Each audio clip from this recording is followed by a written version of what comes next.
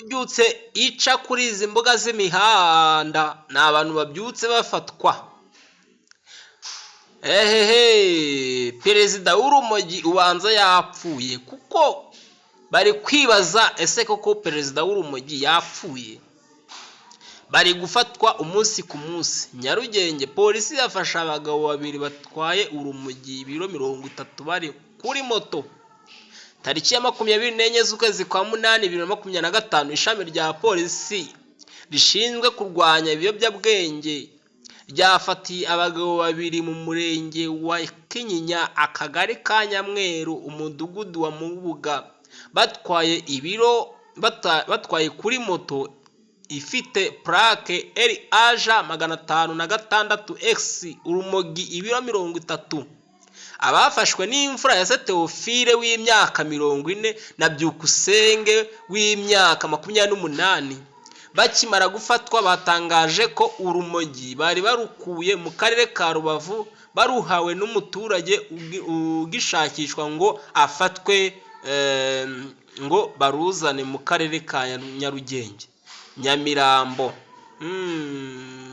Kandi ngo bari baruzaniye nyirarwo ugishakishwa nawe ngo aruhereze abakiriya be.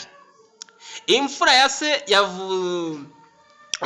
imfura ya se yavugaga ko yahawe akazi ko gutwara urumogi agahembwa amafaranga 80,000 arugejeje aho yagombaga kurugeza. Naho uyu Byukusenge akaba yagombaga kugenda kuri moto afashe umufuka urimo urumogi agahembwa 20,000. Ikindi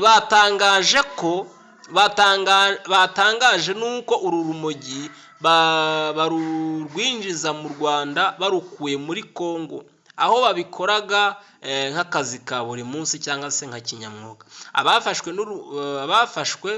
n'urumogi bari bafite bashyikirijwe urwego rw'ubugenzacyaha RIB ngo bakurikiranwe mu mategeko. Ibikorwa byo gufata abo bakoranaga byatangiye. Nguko uko mubibona, dore abagabo bakekwaho gufatwa n'urwo rumogi. Nguko kabisa, urabibona. Abo nibo tugiye gusoma muri comment turebe icyo bamwe bagiye bavuga. Turaza kubufashwamo n'umwe turi kumwe hano, umukiriya. Umuntu witwa Emile Hakizimana yavuze ati nibabareke batwihera urumogi turarukenera.